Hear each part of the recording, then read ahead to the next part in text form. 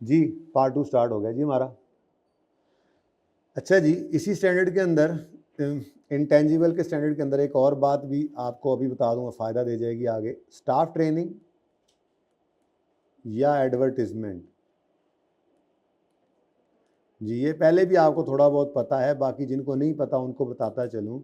Staff training या advertisement IS 38 specifically prohibit करता है इनको कैपिटलाइज नहीं करना। IS 38 कहता है इनको एक्सपेंस आउट करो। उसके पीछे जो रीज़न मैंने आपको बताई होगी, बच्चों को बताई होगी उस्तादों ने, या जिन्होंने नहीं पढ़ा उनको अब बताई जा रही है। इसके पीछे रीज़न ये होती है कि आपका कंट्रोल है असल चीज़। एसेट बनने के लिए पहला प्री रिक्विजिट क्या है? एंटिटी का कंट्रोल हो। आपने एडवर्टीजमेंट की, क्या आपने कस्टमर को कंट्रोल कर लिया? कस्टमर की फिर भी मर्जी है। आपने ट्रेनिंग दी अपने स्टाफ को, क्या आपने फिर उसको कंट्रोल कर लिया? कहीं नहीं जा सकता, उसकी मर्जी है भाई, वो यहाँ मर्जी जाए। आपने इवन लिखवाया भी हो ना कि तुम अगर छोड़ के गए 5 साल से पहले ये ट्रेनिंग तुम्हें दे रहे हैं तो तुमसे 5 लाख लेंगे, तो वो 5 लाख देकर चला जाएगा, जाने वाले को कोई नहीं रोक सकता। मैं आपको कहा करता हूँ अक्सर, ठीक है ना। तो आपके स्टाफ ट्रेनिंग हो या एडवर्टीजमेंट हो, तो इसको आपने क्या करना है जी, इसको एक्सपेंस आउट करेंगे, ठीक है जी। IS 38 specifically prohibit capitalisation of staff training या एडवर्टीजमेंट कॉस्ट, ठीक है जी। ओके, नेक्स्ट है जी। अब इसकी ना थोड़ी सी हम इंटेंजिबल की डिस्कशन कर लेते हैं। बाकी मेरा दिल है कि सवाल ना इंटेंजिबल वाला कल करते हैं, आज फिर ना ज़रा IS 36 रिवाइज कर लेंगे। IS 36 इम्पेयरमेंट का जो स्टैंडर्ड है, पूरा स्टैंडर्ड नहीं आपको पढ़ने की ज़रूरत, लेकिन बिल्कुल ऐसे ही जैसे एक रूल को रिवाइज करना पड़ा था आपको इंट्रो के, ऐसे FAR 1 के अंदर पढ़ा, इंट्रो में था, आपको नज़र आया था कितनी ज़रूरत पड़ी, ऐसे ही IS 36 की थोड़ी सी रिवीजन करनी पड़ेगी। क्या होता था IS 36 के अंदर? वो जी इम्पेयरमेंट टेस्ट होता था। अच्छा, उस इम्पेयरमेंट टेस्ट में क्या होता था बेटा, प्लीज़, इम्पेयरमेंट टेस्ट में क्या होता था? आपकी रिकवरेबल अमाउंट और बुक वैल्यू कंपेयर होती थी। रिकवरेबल अमाउंट क्या होती थी? Higher of fair value less costs value in use. Value in use कैसे निकलती थी? वो present value of future cash flow. तो ये सारी बातें भूली पड़ी होंगी, जल्दी से रिवाइज कर लेंगे, इसकी एंट्रीज रिवाइज कर लेंगे, इसके एक्सट्रैक्ट्स बना लेंगे, फिर छुट्टी। फिर कल जब आएंगे तो IS 38 जो है उसके अंदर इस इम्पेयरमेंट को भी मिक्स कर देंगे फिर, क्योंकि IS 38 में जो इंटेंजिबल हैं वही तो एसेट्स हैं, उनको भी इम्पेयरमेंट टेस्ट से गुजारना पड़ सकता है। तो इस लेवल की इम्पेयरमेंट नहीं करनी पड़ती है FAR 2 में, जिस लेवल की मैंने रिवीजन भी आपको करवा देनी है, वो भी इनफ है, यानी कि ज़्यादा है। जो आप पढ़ के आए हैं ना, तो पूरा टॉपिक था ना, ठीक है। यहाँ पे इंडिपेंडेंट क्वेश्चन तो नहीं आता, लेकिन इम्पेयरमेंट की एडजस्टमेंट्स तो आपको बार बार नजर आएंगी, क्योंकि अकाउंटिंग में जो आपने पढ़ा आज तक वो सब अब आपका टेस्ट हो सकता है, ठीक है। अच्छा, तो इंटेंजिबल्स जो हैं बेटा जी वो दो तरह के होते हैं। अब ये आखिरी बात है, उसके बाद फिर मैं बोर्ड की तरफ जाऊंगा। मैं बैठ बैठ के थक गया हूँ अब।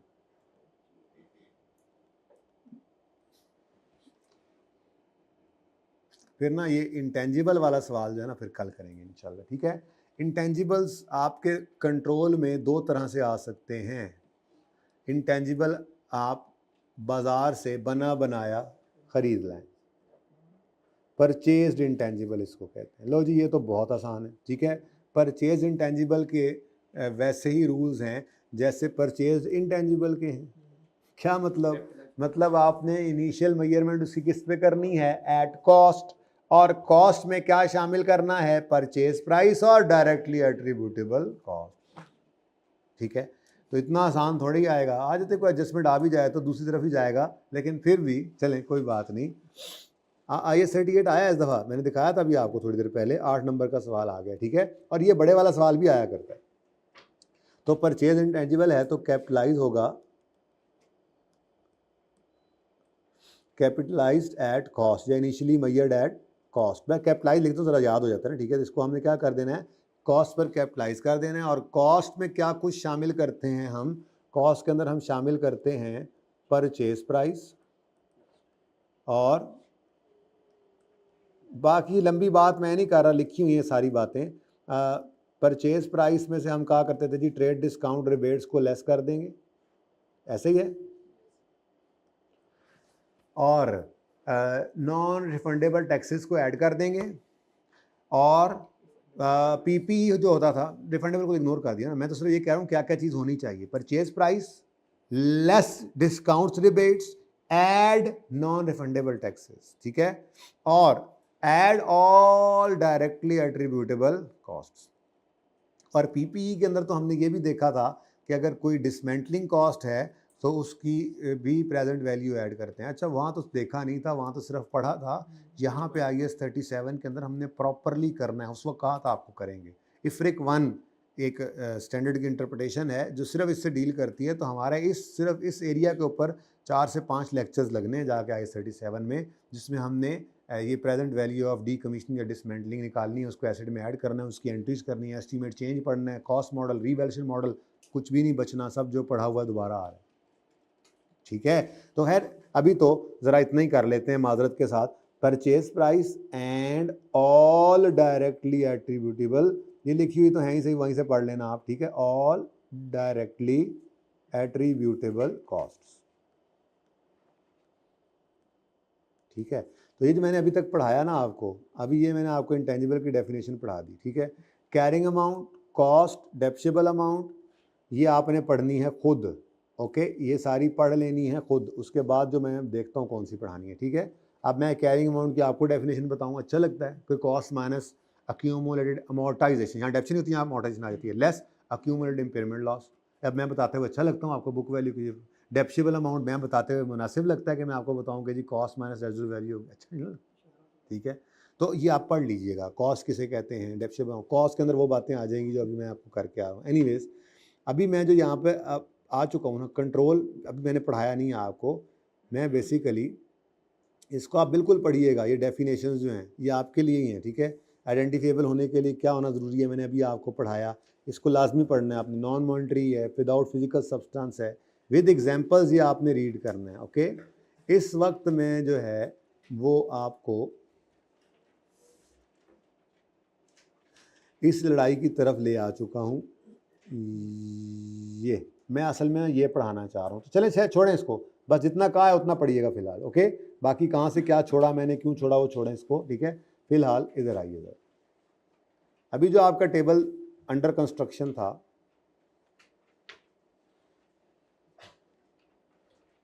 इसमें मैंने आपको कहा था कि आप इंटेंजिबल को चाहें तो परचेज कर लें, लेकिन अगर आपको बाज़ार से अपने मतलब का इंटेंजिबल नहीं मिल रहा तो आप इसको इंटरनली जनरेट भी कर सकते हैं। ठीक है, internally generated intangible internally generated भी हो सकता है। लो जी, अब ये जनाब इसमें सबसे इम्पॉर्टेंट एरिया है जो टेस्ट हुआ करता है। ठीक है, एक ये इंटरनली जनरेटेड एसेट्स का, और दूसरा इसके साथ एक इंटरप्रिटेशन इसके साथ भी जुड़ी हुई है, SIC 32, उसमें वेबसाइट कॉस्ट की बात करता है। वेबसाइट कॉस्ट जो आप ये वेबसाइट्स देखते हैं, तो ये चूँकि बाद में आई इंटरप्रिटेशन कमेटी जो है वो उन चीज़ों की इंटरप्रिटेशन दिया करती है जो फिर पहले स्टैंडर्ड के अंदर कवर नहीं हो रही होती, तो बाद में आती हैं, जो उनका ज़हूर ज़्यादा हो जाता है तो फिर उसकी अकाउंटिंग जो है वो बताई जाती है। तो ये बहुत इंपॉर्टेंट एरिया है इसका, इंटरनली जनरेटेड इंटेंजिबल जो है। ज़रा ध्यान से एक बार सुन लीजिएगा, इम्पॉर्टेंट डिस्कशन है थोड़ी। अगर तो इंटरनली जनरेटेड जो इंटेंजिबल है वो इन 5 में से कोई एक है, कौन से 5 जी? इंटरनली जनरेटेड गुडविल, नाम पता है ना, गुडविल, इंटरनली जनरेटेड ब्रांड, ठीक है जी, कोई ब्रांड जैसे जे डॉट है, एक ब्रांड है। ठीक है, इंटरनली जनरेटेड ब्रांड हो गया। कस्टमर लिस्ट, कस्टमर लिस्ट मिसाल के तौर पे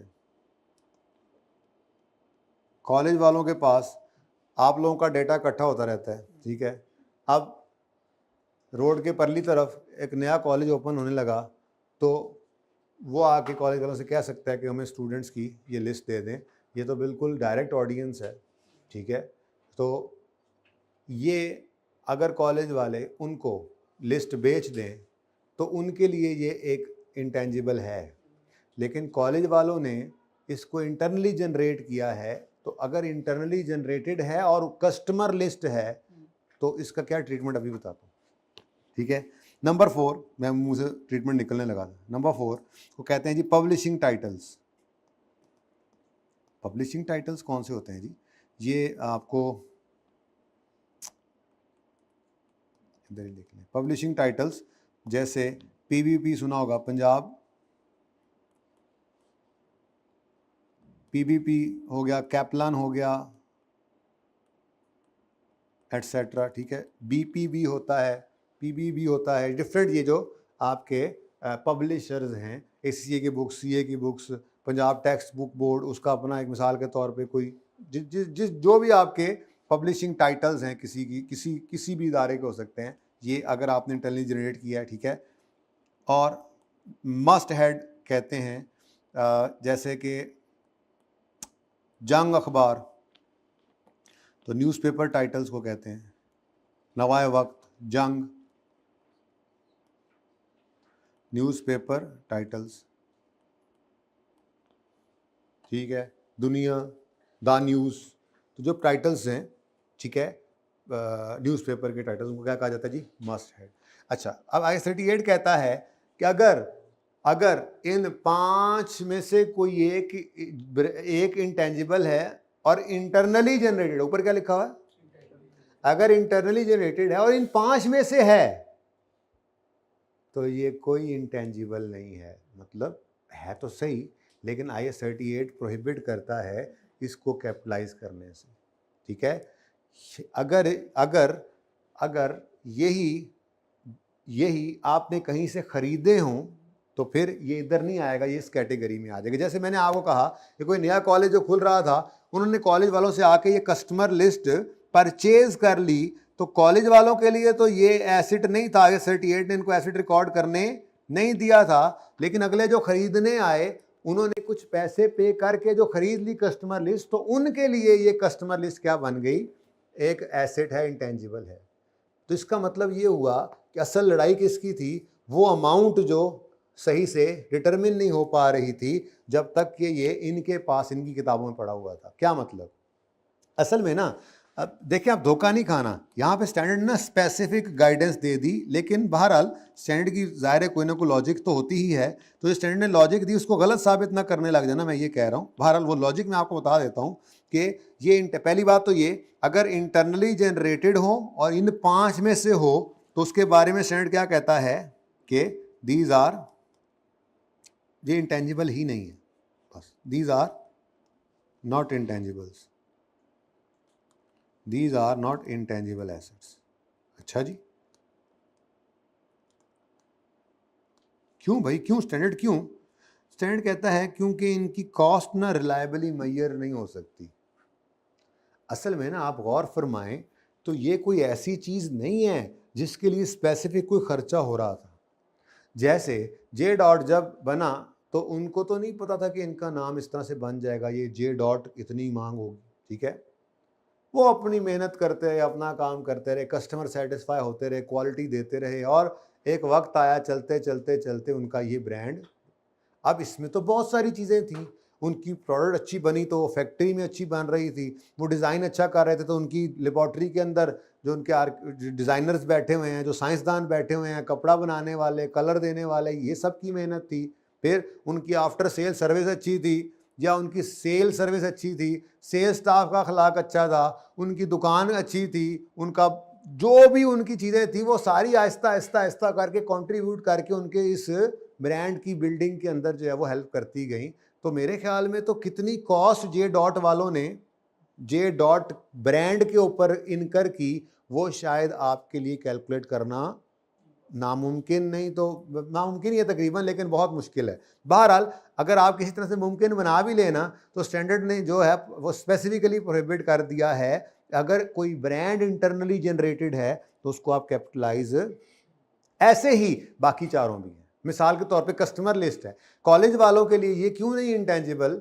हालांकि कॉलेज वाले इससे फायदा, जे डॉट वाले अपने ब्रांड से फायदा उठा रहे हैं। जे डॉट का ब्रांड अब जो है वो उसकी एक वैल्यू है। बाहर से अगर मैं मिसाल में जाकर उनको कहूँगा यार मुझे अपना ब्रांड दे दो, तो वो मुझे पता नहीं कितने करोड़ों का अरबों का दें, मिसाल दे रहा हूँ, ठीक है।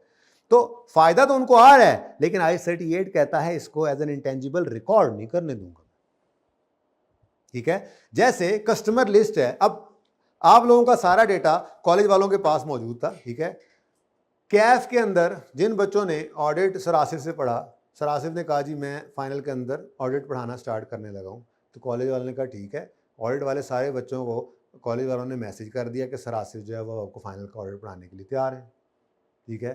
तो क्या ख्याल है, कॉलेज वालों को इससे फ़ायदा होगा कि नहीं होगा? बिल्कुल डायरेक्ट ऑडियंस है उनकी, बिल्कुल डायरेक्ट ऑडियंस है उनकी। तो फ़ायदे की चीज़ तो है कस्टमर लिस्ट, लेकिन ये कोई अलग से टारगेट करके नहीं बनाई जाती, ये बस बन जाती है।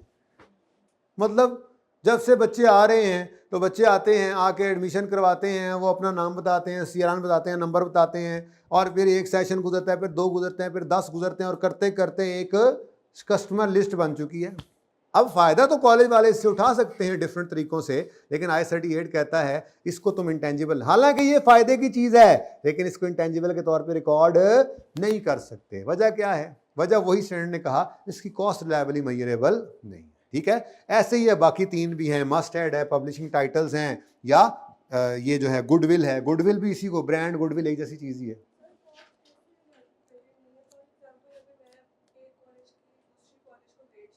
बेटा एक मिनट, पहले मुझे ये बताएं कस्टमर लिस्ट किसकी है, मेरे पास है या आपके पास है? पहले ये बताएं। आपकी कस्टमर लिस्ट है, आपकी बैलेंस शीट में एसेट नहीं है। क्यों नहीं है? आप कॉस्ट लायबिलिटी मेजर नहीं कर सकते। अब मैं आया, मैंने कहा बेटा ये कस्टमर लिस्ट आप मुझे बेच दें। आपने कहा ठीक है सर, इसके 10 लाख लगेंगे। मैंने कहा ठीक है, ये पकड़ो बेटा 10 लाख रुपए, और ये कस्टमर लिस्ट मुझे दे दो, मेरे लिए तो बड़ी ज़रूरी है, मैं जो कारोबार शुरू कर रहा हूँ उसके लिए तो बिल्कुल डायरेक्ट ऑडियंस है ये वाली कस्टमर लिस्ट आपकी। अब मेरे लिए ये कॉस्ट लायबिलिटी मेजरेबल है, आपका तो रेवेन्यू है, आपका तो गेन है, आपकी कॉस्ट तो ना हुई बेटा, आपकी कॉस्ट नहीं है। यही तो मैंने अब बाद में लिखना था, यही मैं पहले भी कह रहा था कि अगर ये हमने इनमें से कोई खरीदा है, अब वो खरीदा आपने तो नहीं ना, आपको तो इंटरनली जनरेटेड है, खरीदा तो मैंने है, तो अगर ये परचेज होगा तो फिर ये इस कैटेगरी से निकल के इधर आ जाएगा, रिलायबिलिटी मेजरेबल होगी इसकी कॉस्ट, और ये उसका इंटेंजिबल है जिसने खरीदा, आपका नहीं हो सकता, ठीक है। ये तो उसकी बात हो रही है कि जिसने इसको इंटरनली जनरेट किया, ठीक है। तो अगर इंटरनली जनरेटेड है और इन 5 में से है तो ये इंटेंजिबल नहीं है, क्योंकि because cost cannot be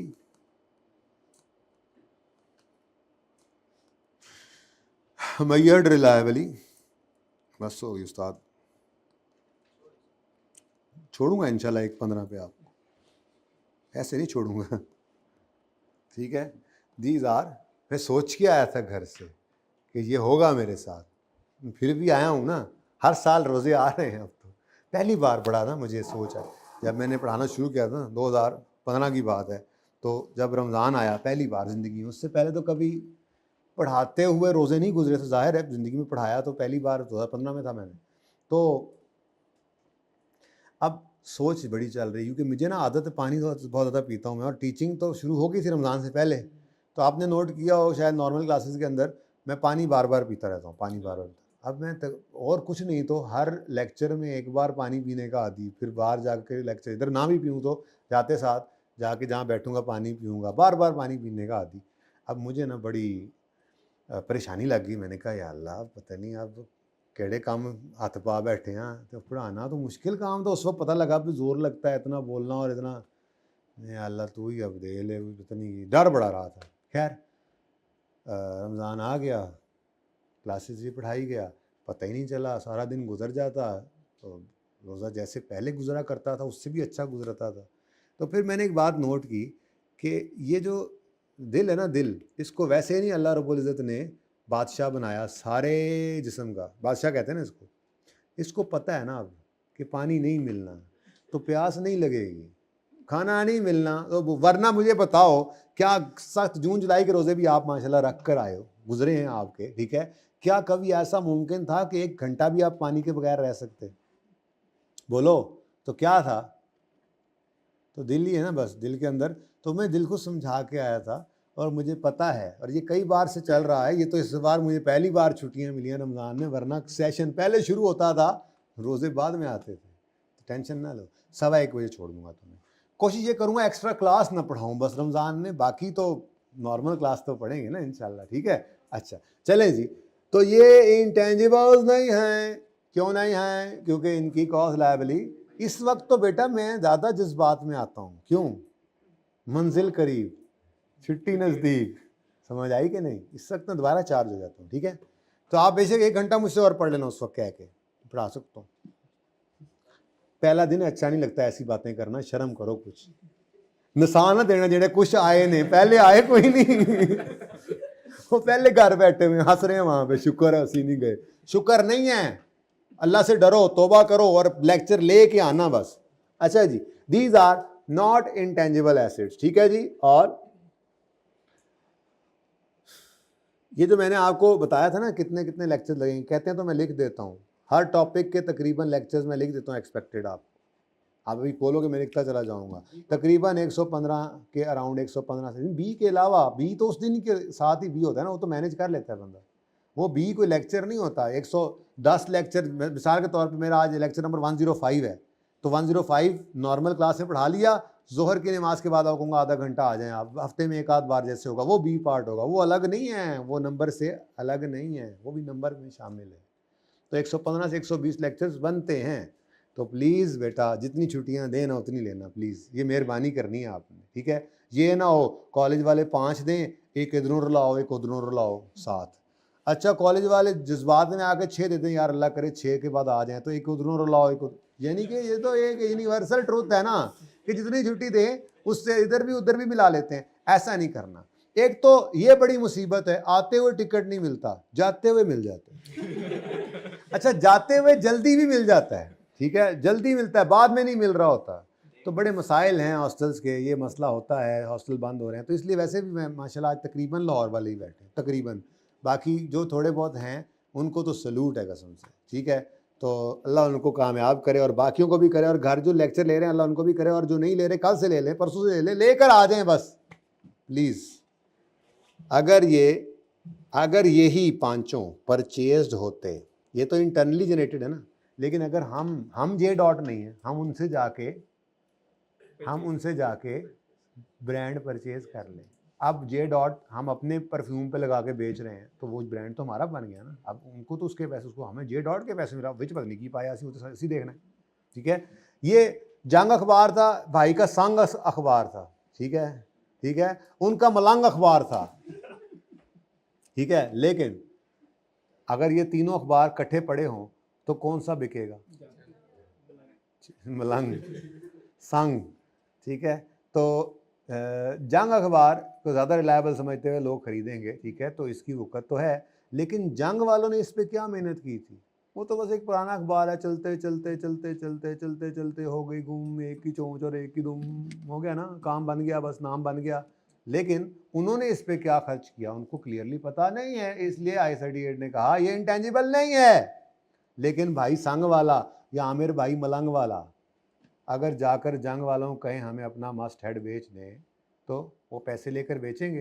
तो इनके लिए ये परचेज्ड मस्ट हेड बन गया, इनकी बैलेंस शीट में ये नजर आएगा, मेरी बैलेंस शीट में कस्टमर लिस्ट नजर आएगी, ठीक है। आपकी बैलेंस शीट में जे डॉट का ब्रांड नजर आएगा, जितने पैसे दिए उसके ऊपर निचली मैयर डेट, क्योंकि वो परचेज्ड बन गया ना, ठीक है। तो ये वाले एसेट्स अक्सर ऐसा होता है, हम कंसोलिडेशन में पढ़ेंगे, बिजनेस कॉम्बिनेशन में ये हमारे पास नॉर्मली आते हैं। जैसे हम जाकर सिर्फ जे डॉट नहीं खरीदते, वो खरीद नहीं ना सकते, ब्रांड सिर्फ खरीद नहीं सकते नॉर्मली, हम जाके पूरा जे डॉट ही खरीद लेते हैं, ठीक है। हम के डॉट थे, हमने जे डॉट को एक्वायर कर लिया, अब जे डॉट हमारी सब्सिडरी है, कंसोलिडेशन में पढ़ेंगे, ठीक है, और सही है। तो हम जो है वो डबल जंग थे, हमने जंग को जाके एक्वायर कर ली, बड़ी कंपनी छोटी कंपनी को एक्वायर कर ली, तो ये सारे उनके इंटेंजिबल भी बीच में ही आ जाते हैं, तो वो फिर परचेज हो जाते हैं नॉर्मली, वो देखेंगे इंशाल्लाह कंसोलिडेशन में जाके। बहरहाल ये एक जुमला लाल रंग से लिखना जरूरी समझूंगा, इफ अबव 5 आर परचेज्ड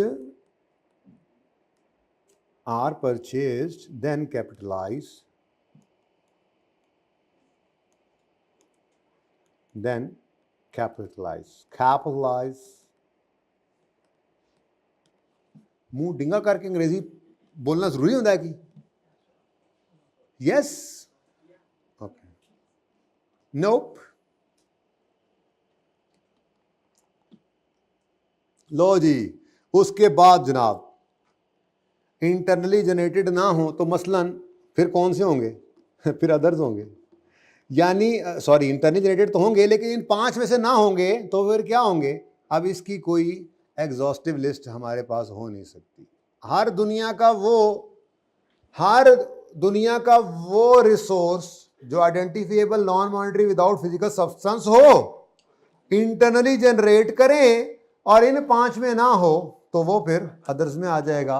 मसलन सॉफ्टवेयर, भाई ने कहा जी सॉफ्टवेयर, मैंने कहा सॉफ्टवेयर तो सॉफ्टवेयर सही।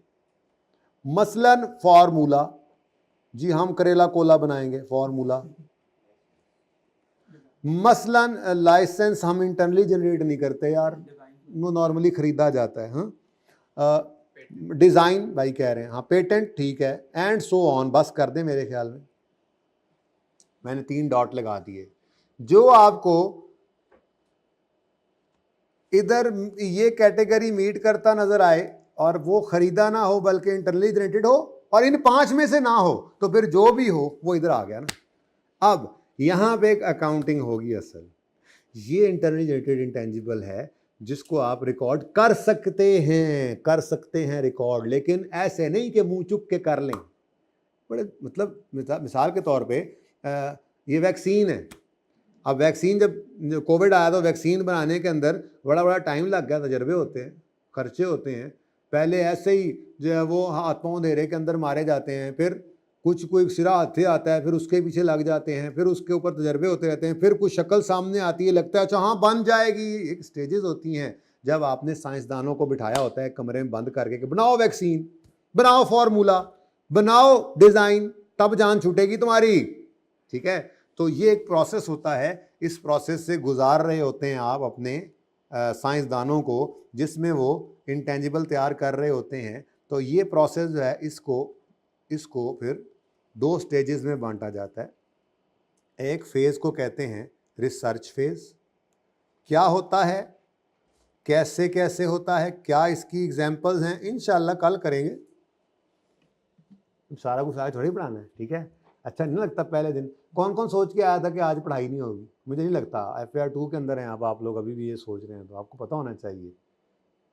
तो पहले दिन FAR 1 में बचपन में बच्चा सोच के आता है आज इंट्रोडक्शन होगा, तो हम फिर क्या करते हैं, हम फिर ये करते हैं, ये इंट्रोडक्शन ऑफ सब्जेक्ट कर लेते हैं, किया है ना आज भी, ठीक है।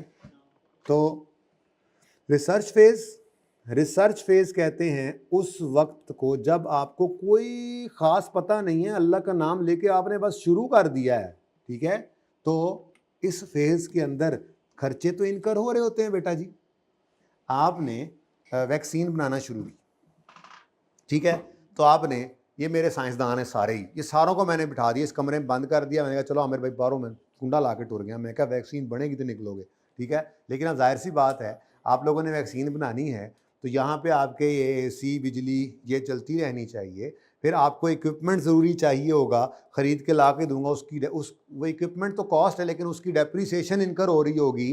फिर आपको वैक्सीन बनानी है तो आपको कोई मटीरियल चाहिए होगा जिसको तजर्बे में आप जो है वो जी अपना मिर्चा पा लो है, नमक पा लो है, जनाब तेल पा लो है, जो तजर्बे के लिए कुछ आपको मटीरियल चाहिए होगा। और फिर सबसे बढ़कर आप लोगों ने मुफ्त में तो मुझे ये काम करके नहीं देना, इड्डे तुसी चंगे, आप लोग इसकी मुझसे तनख्वाहें लोगे। अब ये सारी चीज़ें क्या हैं, ये वो खर्चे हैं जो मैं अपने इस इंटेंजिबल को फार्मूला डेवलप कर रहा हूँ। वैक्सीन का फार्मूला हम बनाना चाह रहे हैं और उस फार्मूला को बनाने के लिए ये कॉस्ट इनकर हो रही है मेरी। अब जब मैंने आपको पहले दिन बंद किया कमरे, मैंने कहा बनाओ वैक्सीन, अब अभी आपके पल्ले कुछ भी नहीं, आपको कुछ समझ नहीं आ रहा, कोविड है क्या समझ नहीं आ रही, कंप्यूटर खुल गए हैं, रिसर्चें हो रही हैं, फिर तजर्बे हो रहे हैं, कुछ आपके पास सैंपल्स मौजूद हैं, लगे हुए हैं, कुछ समझ नहीं आ रही। 1 दिन 2 दिन 10 दिन छुट्टी ज़ाहिर है होती है आपकी, लेकिन वैसे मतलब मैंने आपको ये कहा कुछ और नहीं करना। आप जो ऑफिस टाइम में आप आते हैं, आप लगे हुए हैं, आप इतने पुलंदे जनाब कागज़ों के इकट्ठे हो गए हैं, कुछ समझ नहीं आ रही, लेकिन खर्चे तो इनकर हो रहे हैं। जिस कमरे में लेबॉर्ट्री में बैठ के आप तजर्बे कर रहे हैं, जो मटेरियल आप यूज़ कर रहे हैं, जो इक्विपमेंट यूज़ कर रहे हैं, जो आपको तनख्वाहें मिल रही हैं, ये खर्चे तो इनकर हो रहे हैं, लेकिन अभी हमें कुछ समझ नहीं आ रहा। तो इस फेज़ के अंदर जितने खर्चे हो रहे हैं स्टैंडर्ड कहता है उसको एक्सपेंस आउट करेंगे।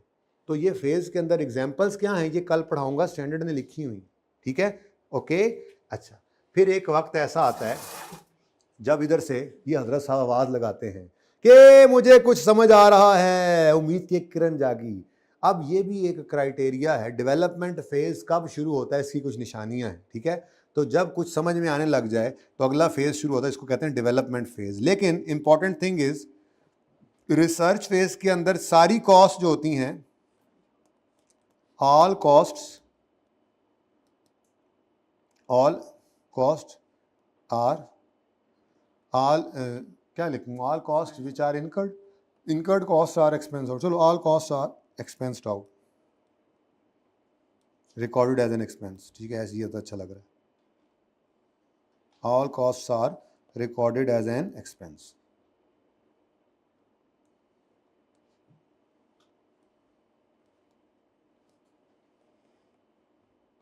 ठीक है जी। अच्छा, और उसके बाद मैंने आपको कहा कि अगला फेज़ जो होता है उसको कहते हैं डेवलपमेंट फेज़, ठीक है।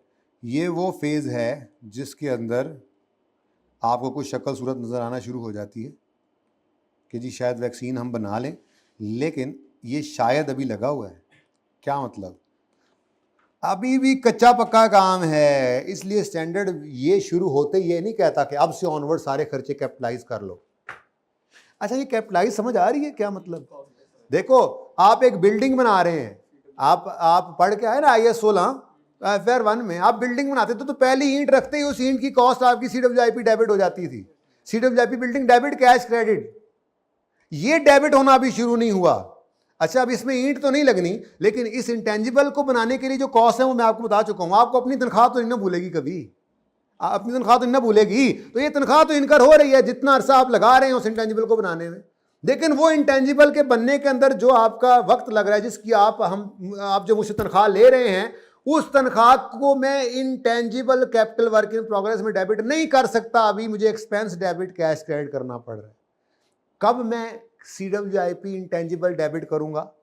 जिस दिन एक खास स्टेज आती है डेवलपमेंट में भी, जब स्टैंडर्ड के बताए हुए 6 क्राइटेरिया हैं वो मीट हो जाते हैं, ठीक है। वो 6 क्राइटेरिया क्या हैं कल बताऊंगा। यार तुम समझदार हो गए हो हैं, पहले दिन नहीं, ठीक है, कल बताऊंगा इंशाल्लाह, वो सारी बातें तो आज नहीं बतानी, ठीक है।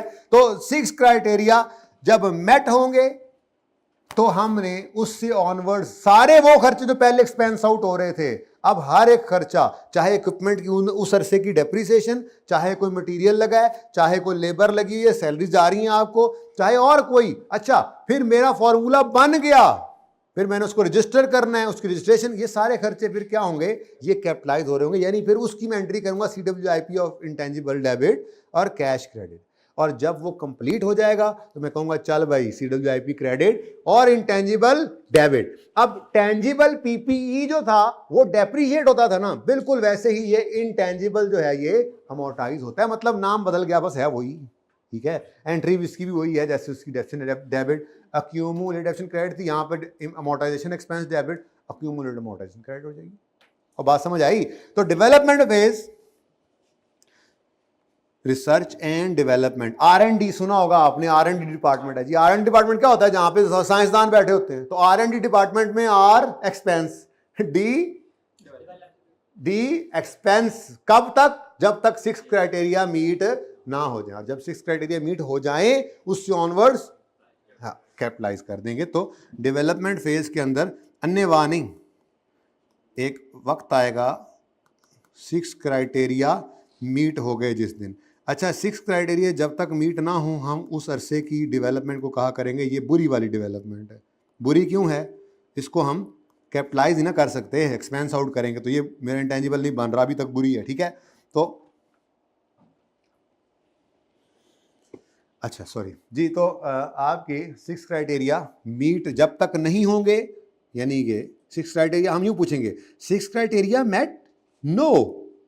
किसी ने कहा नो, हमने कहा अच्छा नो, इसका मतलब ये बुरी डेवलपमेंट है, यानी कि एक्सपेंस आउट होना चाहिए खर्चों को। जब तक ये भी डेवलपमेंट शुरू हो गई है लेकिन सारे 6 क्राइटेरिया मीट नहीं हुए, कोई रहता है अगर, ठीक है, मतलब 6 क्राइटेरिया मीट नहीं हुए अभी तक, तो फिर ये क्या है? बुरी डेवलपमेंट, एक्सपेंस में ही जाने दो अभी भी खर्चों को, ठीक है। अगर ये ना है तो ये क्या है? ये बुरी डेवलपमेंट है, ठीक है जी। तो बुरी डेवलपमेंट का इलाज हमने क्या रखा हुआ है? इसको हम एक्सपेंस आउट करते हैं। सुभान अल्लाह, ऐसे होना चाहिए ना, ताकि आपको पता लगे सेम वही ट्रीटमेंट, ठीक है कि नहीं? आजा सुने, ठीक है जी। चलो आगे जी। और अगर आ गई वो आवाज के जी 6 क्राइटेरिया हैव बीन मेट, अगर 6 क्राइटेरिया मीट हो गए तो ये अच्छी वाली डेवलपमेंट है। तो जिस दिन ये मीट हो जाएं उस दिन से ऑनवर्ड्स जो भी खर्चा होगा उसको कैपिटलाइज कर लेना आप, ठीक है जी। यहां तक के ये इंटेंजिबल कंप्लीट हो जाए, और जब ये कंप्लीट हो जाएगा तो फिर आपने इसको इंटेंजिबल CWIP में से निकाल लेना है और इंटेंजिबल एसेट में रिकॉर्ड करना है और इसको फिर अमोर्टाइज करना है। इसकी भी यूज़फुल लाइफ होती है बेटा जी, ठीक है, इसकी अपनी एक यूज़फुल लाइफ होती है कि कितने अरसे तक ये इंटेंजिबल हमें फ़ायदा दे सकता है, एक अंदाज़ा लगाया जाता है, ठीक है जी। तो उस अरसे के ऊपर इसकी कॉस्ट को बांट के अमोर्टाइज कर दिया जाता है, ठीक है। यानी हम एक फार्मूला तैयार कर लें। अब इस फार्मूला के किसी और के पास तो नहीं है, जो हमने वैक्सीन अभी बनाई कोरोना की, किसी और के पास तो नहीं है। अब हम एक अंदाज़ा लगाते हैं कि अगले 5 साल तक हम इस फार्मूला के तहत वैक्सीनें बना कर बेचेंगे। अब वैक्सीन बनाने की कॉस्ट वो उस प्रोडक्ट की कॉस्ट है और उसकी सेल वो अलग चीज़ है। इस वक्त तो बात उसकी नहीं हो रही है, इस वक्त तो बात ये हो रही है कि वैक्सीन बनाने में जो मेरा 2 करोड़ रुपया लग गया, इसको 5 साल में बांट के एक्सपेंस आउट करूंगा मैं, क्योंकि इस फार्मूला की हेल्प से अगले 5 साल तक मैंने वैक्सीन बना कर बेचनी है, ठीक है। तो सही है। तो ये थोड़ी सी मैं तस्वीर आपके लिए बेहतर करने की कोशिश कर रहा हूं ताकि आप खींच सकें इसको।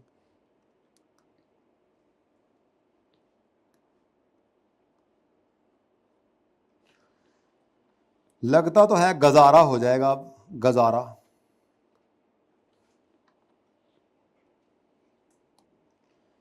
चलो जी, परचेज्ड आ गया और इंटरनली जेनरेटेड। अब अगर अभी गुजारा नहीं हो रहा तो फिर मैं की करा? ये मैंने डिस्कशन किया अभी आपके साथ।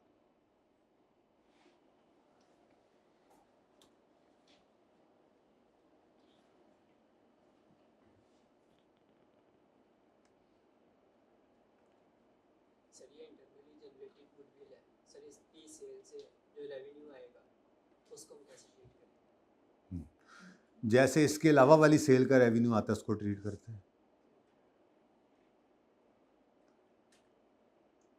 इंटरनल गुडविल है ना। पिछले 10 साल से मैं यहाँ पे चने बेच रहा हूँ, गोगा नकीबिया मुर्ग चने मेरे हैं, ठीक है, मिसाल के तौर पर मैं गोगा हूँ। तो अब मैं 10 साल 15 साल 20 साल से इतनी मेहनत की है तो मेरा नाम बन गया।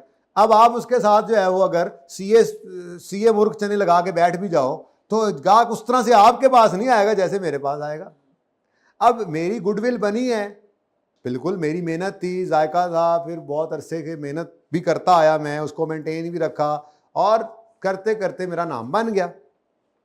अब इस नाम की वजह से मुझे कुछ एक्स्ट्रा सेल्स आती हैं जो आपको नहीं मिल रही, लेकिन मैं उस एक्स्ट्रा सेल की भी वही एंट्री करूंगा जो नॉर्मल की करता हूँ, क्योंकि ये मेरी इंटरनल गुडविल है। मैं ये नहीं बता सकता कि मैंने 20 साल में ऐसे कौन कौन से खर्चे किए हैं जिस वजह से ये गुडविल वजूद में आई है जो मैं उसको रिकॉर्ड करूँ।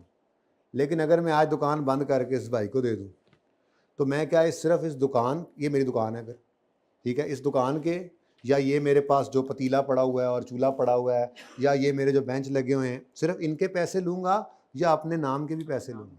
भाईजान ये सारी चीज़ें तो आपने भी सीए मुर्ग चने में रखी हुई है, तो क्यों लोग गोगे के पास आते हैं? नाम है तो मैं अपने नाम के पैसे, मैं कहूँगा यार 10 लाख का ये सामान है, 1 करोड़ मेरे नाम का दे दो, जो है वो 1 करोड़ 10 लाख मुझे दे दो, मैं चला जाता हूँ दुकान छोड़ के। अब उसके लिए उसकी बैलेंस शीट में 10 लाख के ये फर्नीचर फिक्सचर आएंगे, कोई बिल्डिंग है तो वो आएगी और उसकी किताबों में ये गुडविल आ सकती है, ठीक है, सही है। देख लेंगे यार, फ्रेंचाइज क्या होता है वो तो आपका राइट ही है, मतलब आपको उन्होंने आपको राइट दिया हुआ है कि आप उनके नाम से ये काम कर सकें, ठीक है। तो उसकी अरेंजमेंट फिर कभी देख लेंगे, अब इसको बस कर दें क्योंकि अब IAS 36 रिवाइज होता नहीं नज़र आ रहा मुझे, ठीक है। चलते हैं, अब इसको मैं यहीं पे क्लोज कर रहा हूँ ना, कुछ बातें इसकी बात कल करेंगे, थोड़ी सी डेफिनेशन कराऊंगा और 2 सवाल इसके करवाऊंगा जिसमें प्रैक्टिकली हम इस काम को करके देखेंगे, इसकी जर्नल एंट्रीज करेंगे, इंशाल्लाह एक्सट्रैक्ट्स तो बनाने ही हैं, शायद नोट कल ना बने, परसों फिर IS 38 का नोट बनेगा जो 99% 98% मिलता जुलता है PPE के नोट के साथ। लेकिन ये मत समझना कि इस वजह से वो आता नहीं है, बड़ा रेगुलरली आता है, ठीक है। PPE का नोट जैसे था जो इस दफ़ा आ भी गया, ऐसे ही अभी अगली दफ़ा IS 38 का आ जाए। सुभान अल्लाह, आपकी तो बैक टू बैक नोट्स वाली हैं। अगर बंदा कहे बैक टू बैक नोट्स वाली ये अटेम्प्ट्स गुजरी थी। इन्होंने PPE का नोट भी बनाया था, इन्होंने IS 38 का नोट भी बनाया था। ऐसे ये मुबारक लोग हैं, ठीक है। तो फिर आगे फॉर्म में जाके आपसे हर कोई नोट बनवाई जाएगा, तुम बड़े नोट बनाए, तुम ये नोट भी बना दो, ठीक है। तुम PPE का और IS 38 का नोट तुम ही बनाओ, ठीक है। चलें, खैर, तो इंशाल्लाह करते हैं वो अगली बात। फिलहाल तो पिछली बात में आए, थोड़ी सी रिवीजन कर लें हम ज़रा डिस्काउंटिंग की। डिस्काउंटिंग याद है? डिस्काउंटिंग जिसको नहीं याद ना, उसकी तसल्ली इंशाल्लाह हो जाएगी। IFRS 16 आ रहा है ना, उसमें है ही डिस्काउंटिंग तरह तरह की, ठीक है।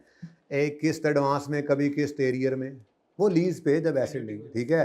एनविटी फार्मूला लगाएंगे, सिंपल डिस्काउंटिंग भी होगी। फिर कभी एक किस्त है, एक छोड़कर दो किस्तें हैं, फिर दो छोड़कर दो किस्तें हैं, वो अजीबोगरीब किस्म की तरह तरह की डिस्काउंटिंग करेंगे। फिलहाल उस लेवल की बात तो नहीं है, मैंने ये देखना है, मिटाने ना देना इसको, ये जो इसने लिखा है। क्या कह रहा है फिर?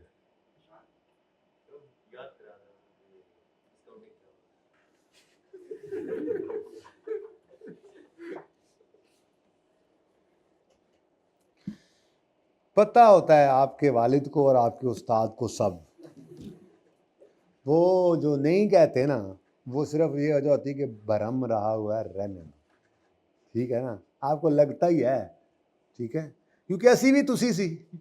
हाँ जी, चलें जी, वापस आए जी। कोई नहीं, कोई नहीं, लिखो, अरे ओ लिखो।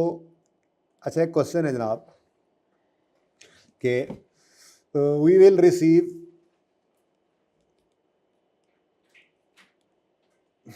₹200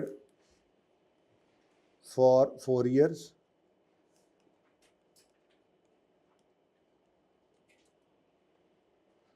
डिस्काउंट रेट इज, सादा ही रखो, 10%। अब जी बिल्कुल सिंपल डिस्काउंटिंग में रिवाइज करा रहा हूँ, ठीक है। अज्यूम करें 2011 के अंदर ये काम शुरू हुआ, 4 साल के लिए करना है, तो ये अब जी अब ये एग्जांपल मेरी है, तो मर्जी मेरी है, मैं खुद ही बताऊंगा। ये मैं एरियर में अज्यूम कर रहा हूँ जी, हर साल के एंड पर मैं 200 रुपये रिसीव कर रहा हूँ। अब मैं आपसे कहता हूँ कि मुझे प्रेजेंट वैल्यू निकाल दो इस दिन खड़े होकर। ये जनाब 1 जनवरी 2011 है, मुझे इस दिन खड़े होकर प्रेजेंट वैल्यू चाहिए। प्रेजेंट वैल्यू 1 जनवरी 2011 पर, तो निकाल सकते हैं? जल्दी करें, निकालें, ज़रा भूल गए होंगे आप, मैंने कहा जल्दी से कर लें काम, जल्दी करें, नहीं होता नज़र आ रहा। IS 36 की रिवीजन नहीं होती नज़र आ रही, गपशप ज़्यादा लगा लिया आज हमने। थोड़ा ज़्यादा भी पढ़ सकते हैं हम, बाई द वे 5-7 मिनट। वैसे 1:30 बजे जमात होती है, तो 1:25 तक चली जाया करेगी हमारी क्लास कभी कभार। मैंने कहा एडवांस बता दूं, वैसे आज नहीं करता, पहला दिन है, अच्छा नहीं लगता, आप लोग नाराज़ ना हो जाएं, ठीक है। वैसे अगर आप कहेंगे तो IS 36 रिवाइज हो सकता है, अगर आप कहेंगे तो अभी टाइम है। बाकी वैसे जैसे आप कहेंगे वैसे करेंगे। अच्छा, प्रेजेंट वैल्यू 1 जनवरी को निकालनी है आपने। एक तो जनाब सिंपल डिस्काउंटिंग है, डंकी वर्क कर लें आप, अपने वाला वर्क कर लें आप, सिंपल डिस्काउंटिंग जी, सिंपल डिस्काउंटिंग है। तो इसका फॉर्मूला जो होता है जी, जो रेंटल है, जो अमाउंट है, जो कैश फ्लो है, उसको आपने मल्टीप्लाई करना होता है 1 प्लस रेट I⁻⁻n से, ठीक है। ये जितने भी हों, अब ये 4 हैं तो चारों को अलग अलग कर लेते हैं। जैसे पहला 200 जो है उसको आपने 1 प्लस 10% यानी 1.1, बोलो 1 प्लस 0.1%, 10%, ठीक है। तो ये क्या बन गया? 1.1 बन गया ना, ठीक है। अच्छा, तो 1.1 रेज टू पावर। अब ये वाले 200 को हमने कितना अरसा पीछे बुलाना है, 1 साल पीछे बुलाना, ठीक है, तो इसको 1 साल पीछे बुलाएंगे -1। अच्छा, प्लस अगले वाले 200 को हमने 2 साल पीछे बुलाया। ज़्यादा लंबी आवाज़ ही, भाईजान, इसको क्या कहा था, भाईजान भाईजान भाईजान, इसको फ़ोन करके या बंदा भेज के बुलाना पड़ेगा, इतना दूर है, ठीक है, तो ये 3 साल पीछे है, ठीक है। तो plus 200 into 193 plus 200 into 1.1 minus 4 is equal to 633 4 करो। अच्छा, ये सिंपल डिस्काउंटिंग हो गई। और दूसरा तरीका क्या है जी, एन्युटी का फॉर्मूला लगा लें। आसान तरीका है, लेकिन इसके लिए शर्त क्या है, शर्त ये है कि सेम कैश फ्लोज हों, सेम इंटरवल से हों, एक से ज़्यादा हों। पहली बात तो ये होनी चाहिए, कैश फ्लो एक से ज़्यादा हो, कैश फ्लो अकेला ना हो, कैश फ्लो एक से ज़्यादा हो, सेम इंटरवल से हो, सेम अमाउंट से हो, तो आप एन्युटी का फॉर्मूला लगा सकते हैं। और एन्युटी का फॉर्मूला क्या था, जो रेंटल है, जो अमाउंट है, उसको आपने इस फॉर्मूला से गुजारना है, 1.1 raise to power -n, bracket डालना है, चलो ज़रूरत तो कोई नहीं थी वैसे, 1 + i लिखना है ना, इसलिए डाल देते हैं, raise to power -n divided by i, ठीक है। तो ये तो बड़ा आसान काम है, ठीक है। आपने पीवी निकालनी है, तो आपने पकड़ा 200 को और 1 - 1.1 रेज टू पावर। अब n क्या है, नंबर ऑफ ईयर्स ना, नंबर ऑफ ईयर्स वाली गलती कभी ना करना, आज तो बच जाओगे, आगे जाके फंस जाओगे। इसको n को कहते हैं जितनी दफ़ा 200 आ रहा है, नंबर ऑफ कैश फ्लोज। यही अगर सेमी एनुअल का सवाल हो जाता तो नंबर ऑफ ईयर्स तो 4 हैं, लेकिन किस्तें 8 आ जाती। अभी IFRS 16 पता लग जाएगा लीज वाले टॉपिक में, टेंशन ना लो, बस फिलहाल याद रख लो n किसे कहते हैं, ये नंबर ऑफ ईयर्स नहीं है। हाँ, सिंपल डिस्काउंटिंग में जो n पड़ा है वो नंबर ऑफ ईयर्स होता है, लेकिन यहाँ पर, ठीक है, ये नंबर ऑफ ईयर्स नहीं है, नंबर ऑफ इंस्टॉलमेंट्स हैं। वो अलग बात है कि वो ईयरली हैं, तो इसलिए सेम ही बात है, अभी काम चल जाएगा, ठीक है। तो 1.1 रेज टू पावर -4, 4 इंस्टॉलमेंट्स हैं, 4 रेंटल्स हैं, डिवाइड बाय 0.1 जी, आंसर 630, ठीक है जी। तो दोनों में से कोई एक काम आप कर सकते हैं। अच्छा, एक और सवाल छोटा सा ज़रा देखने जल्दी से, वो आप कर दें, मुझे ज़्यादा मुश्किल है ज़रा। हाँ, वी विल रिसीव, यार सारा दिन ही मैं इधर ही बैठा रह गया यार, बोर्ड पे नहीं जा सका, सिर्फ आप लोगों की सुस्तियों की वजह से। भाई 10-15 मिनट और पढ़े तो बोर्ड पे सवाल हो सकता है। आपका दिल नहीं कर रहा बोर्ड पे सवाल हो? अच्छा, अभी रोज़ा तुम लोगों को लग रहा है? नहीं, हूँ मैं कह रहे जिन्ना पढ़ा लवा उन्ना टाइम चंगा लग जाना इतने बाहर जाके तो मैं औखे ही होने बाहर जाके मैं अभी तक पढ़ा हुआ, ये फिर सेशन के एंड का पढ़ा इसको रहने दो, ये अब जहर बन चुका होगा। चूड़े आप लोग गए हैं ये तब का ही पढ़ा ना मेरे ख्याल से।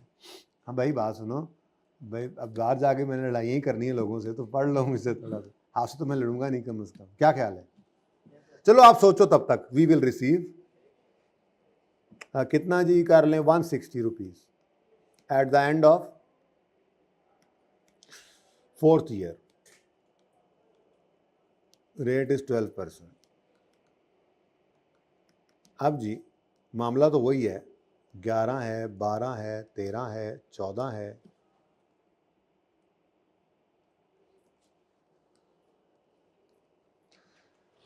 और यहाँ पर इकट्ठा 160 पड़ा हुआ है। अब क्या करें, प्रेजेंट वैल्यू निकालनी है मैंने इस दिन, ऐसे ही मैं लिखता हूँ। यहाँ पे मैं कह रहा हूँ जी, यहाँ पे आप खड़े हैं, ये आप हैं, ठीक है जी, और यहाँ पे आपने प्रेजेंट वैल्यू निकालनी है। अब कितने ऑप्शंस हैं? अब ऑप्शन एक ही है। आपको मल्टीपल कैश फ्लोज नहीं है तो एनविटी तो ना लगा सकते आप, तो 160 इंटू 1 पॉइंट, लेकिन 1 + i क्या है 12%, रेज टू पावर माइनस, अब यहाँ पे n जो है नंबर ऑफ ईयर्स है, 1 साल, 2 साल, 3 साल, 4 साल, ऐसे गिनेंगे। 4 साल पीछे बुलाया इसको हमने, -4, आंसर इज 102 कर लो ना। ठीक है, चलो अब आओ ज़रा क्वेश्चन पे।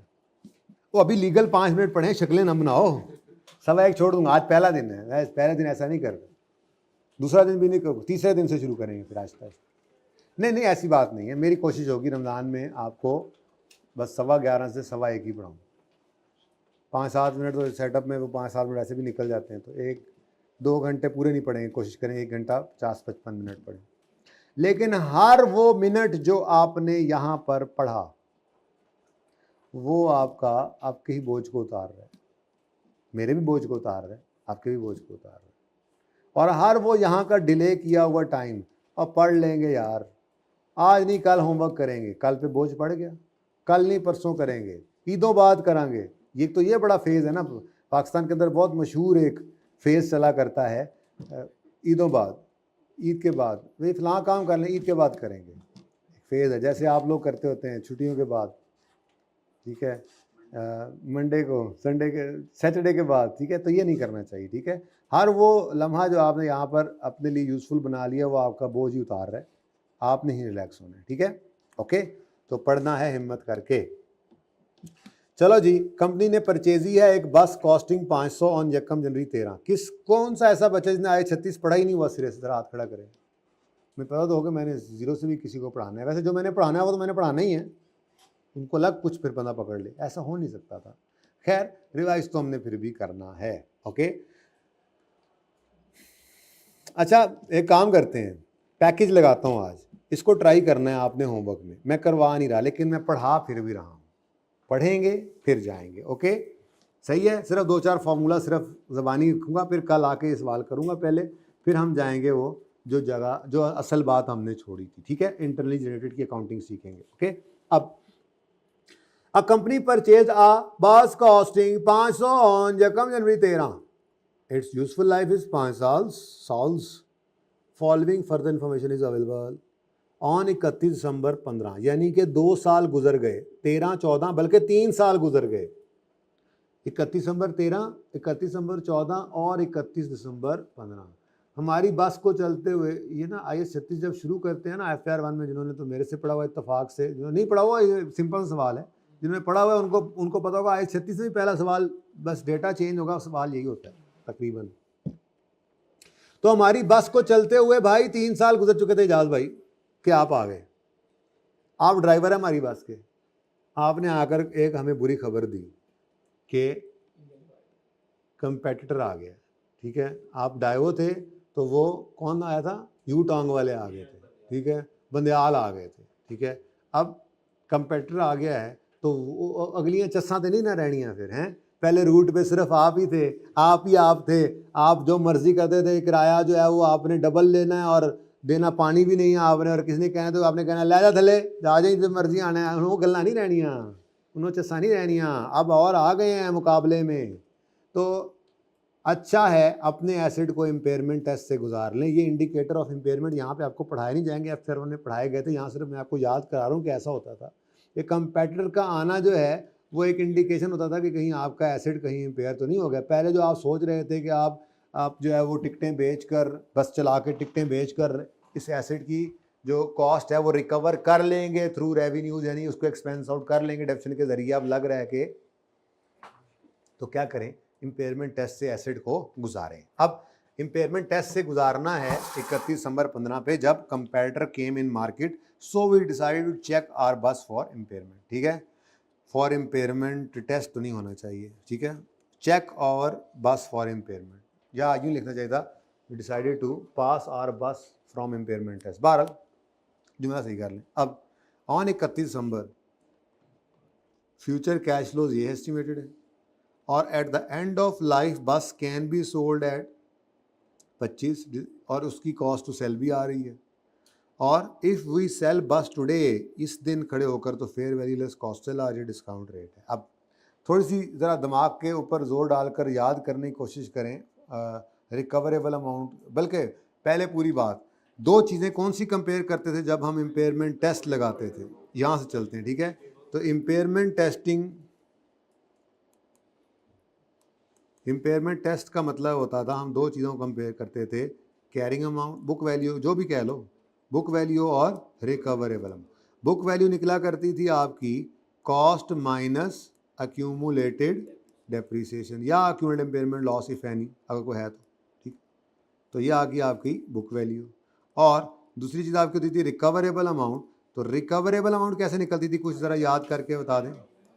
ये हुआ करती थी higher of fair value less cost to sell और वैल्यू इन यूज। याद आया कुछ? अब ये निकालनी अलग से, ये निकालनी अलग से, दोनों कंपेयर करना। अगर बुक वैल्यू है 100 और रिकवरेबल अमाउंट आ गई है 90, तो आप कहोगे यार औकात से बाहर रिकॉर्डेड है किताबों में, इसको औकात में लाओ, इम्पेयरमेंट लॉस है। तो ये सारी बातें कर रिवाइज कराऊंगा। और अगर रिकवरेबल हो जाती है 110, तो आप कहोगे कि इम्पेयरमेंट लॉस नहीं है, ठीक है। सिर्फ इम्पेयरमेंट लॉस कैलकुलेट करना है, रिक्वायरमेंट वो कर लीजिएगा। मैं कैलकुलेट भी करूंगा, एंट्रीज भी कराऊंगा, एक्सट्रैक्ट्स भी बनाऊंगा। मैं बहुत माजरत चाहता हूं, मैं ये नहीं कर सका, मैं सोच के तो आया था कि ये भी हो जाए, ठीक है। ज़िंदगी रही तो कल होगी मुलाकात। अल्लाह हाफिज़ भाई। टैग